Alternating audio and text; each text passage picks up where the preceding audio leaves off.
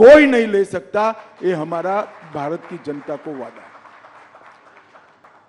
अमित जी, एक सीए से रिलेटेड सवाल है और आपने भी पहले इसकी बात की हुई है कि ये क्रोनोलॉजी की बात हुई थी कि सीए के बाद एनआरसी आएगा। एनआरसी की बात आजकल कम हो रही है, क्या इसको ये माना जाए कि इस मैनिफेस्टो में ये रहेगा या नहीं रहेगा? ऐसा है राहुल जी, ये भ्रांति फैलाई जा रही है। एनआरसी कांग्रेस के वक्त आया हुआ कंसेप्ट है। एनआरपी चिदम्बरम साहब जब गृह मंत्री थे तब। गवर्नमेंट कंटिन्यूअस प्रोसेस होती है, हमने इसको आगे बढ़ाया। मगर सीएए का जो कानून है, इसके अंदर कहीं एनआरसी का प्रोविजन नहीं है, कहीं एनआरसी के जिन्स भी नहीं है। कृपया देश की माइनॉरिटी को डराना बंद करिए। स्पष्टता से बताइए कि सीएए से किसी की नागरिकता नहीं जा सकती, और ये वास्तविकता है।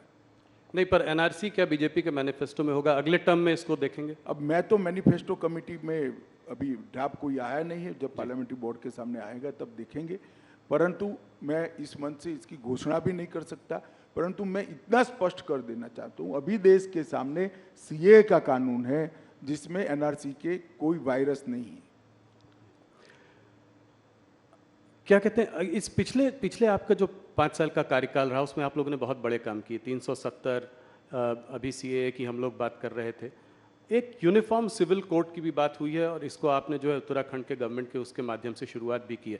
तो क्या अगले 5 साल में ये एक बड़ा मुद्दा रहेगा भारतीय जनता पार्टी का? आपके मैनिफेस्टो आपने कहा कि अभी आप नहीं बता सकते, मगर आप राहुल जी, यूसीसी लोकभोग्य भाषा में कॉमन सिविल कोड, ये आज से हमारा मुद्दा नहीं है जी। 1950 से हमारा मुद्दा है। इसके लिए मेरी पार्टी ने आंदोलन किया है, जनसंघ था तब से करा है, और हम इससे हट नहीं सकते हैं।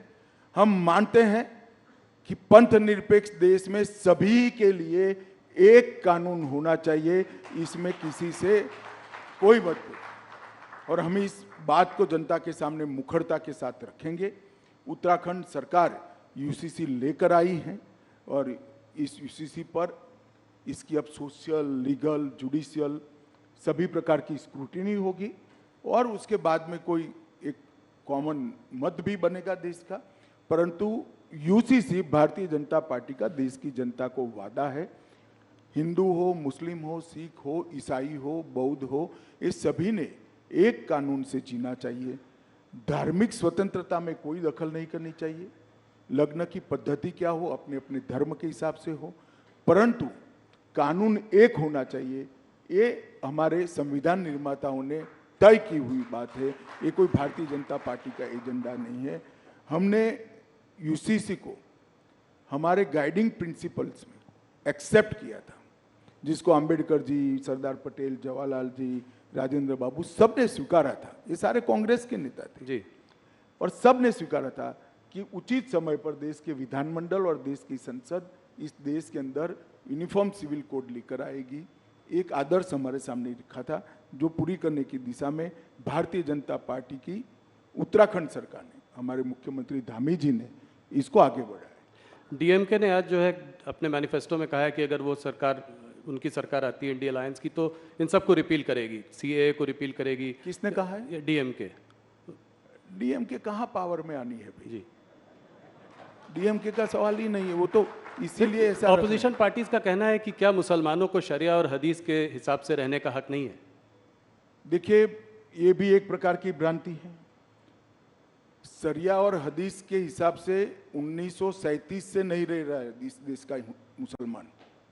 1937 अंग्रेजों ने जब मुस्लिम पर्सनल लॉ बनाया तो उसमें क्रिमिनल एलिमेंट क्यों निकाल दिया भाई? फिर तो चोरी करने वाले के हाथ काट दो, बलात्कार करने वालों को रोड पर पत्थर मारकर मार दो। कोई मुसलमान सेविंग्स अकाउंट नहीं खोल सकता, सूद नहीं ले सकता, लोन नहीं ले सकता। शरिया और हदीस से अगर जीना है तो पूरा जीना चाहिए। सिर्फ 4 शादी करने के लिए शरिया और हदीस क्यों आता है? ऐसा नहीं होना चाहिए। ये इस देश का मुसलमान शरिया और हदीस की सारी चीजों से अंग्रेजों के समय से कटा हुआ है जी। और देश ढेर सारे इस्लामिक कंट्रीज भी ये छोड़ चुके हैं। ये कांग्रेस की एपीसमेंट की पॉलिसी है, वोट बैंक की पॉलिसी है। इस देश के माइनॉरिटी इससे बाहर आए। और ये सालों से नहीं है, आज से नहीं है, ऐसा नहीं है, सालों से नहीं है। आज भी सिविल सूट होता है तो देश के संविधान के हिसाब से मुस्लिम भाइयों का सिविल सूट होता है जी। शरिया और हदीस के हिसाब से नहीं होता। काजी के पास कोई नहीं जाता है। तो क्या वो सब राहुल जी लागू करना चाहते हैं? चोरी करने वाले के हाथ काट दो, बलात्कार करने वालों को पत्थर मारकर मार दो, देश का जो द्रोह करेगा उसको फांसी पर चौराहे पर लटकाओ, ये सारा लाना है क्या?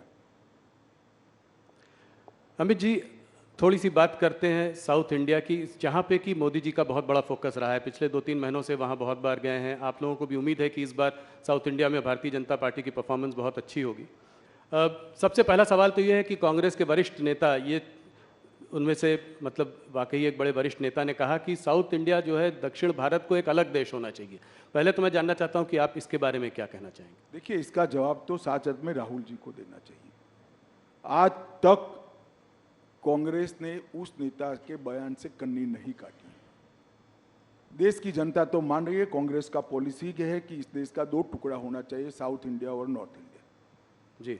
मगर राहुल बाबा, आप चिंता मत करो। अब भारतीय जनता पार्टी इतनी ताकतवर है, कांग्रेस दूसरी बार इस देश का विभाजन नहीं कर पाएगी। कभी ये देश के टुकड़े हम नहीं, ये नहीं हो सकता। क्या कर रहे हैं आप? चुनाव जीतने के लिए 2 देश बनाने की बात कर रहे हैं। और क्या होगा इस पार्टी को?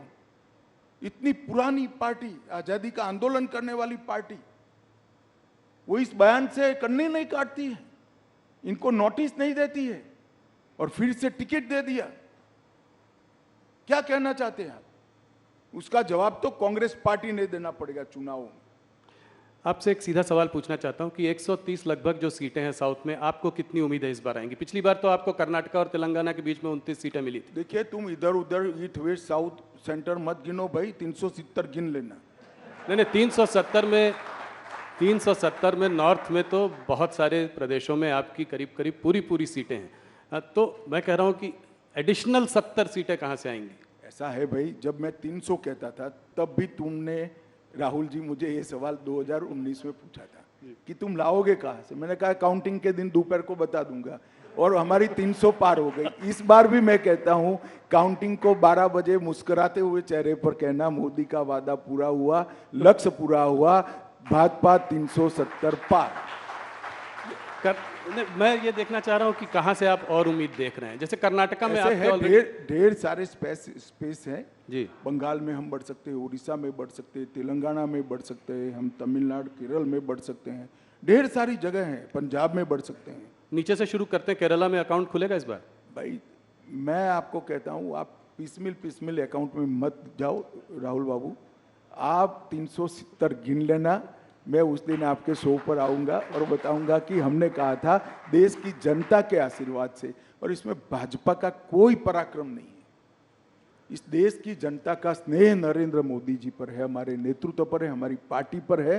वो ही वोट में कन्वर्ट होगा, वो ही सीट में कन्वर्ट होगा और 370 पार हो जाएगा। तो आप ओडिशा के बारे में तो कुछ बताइए कि साथ में है या नहीं साथ में, अलग अलग लड़ रहे हैं कि साथ में लड़ेंगे?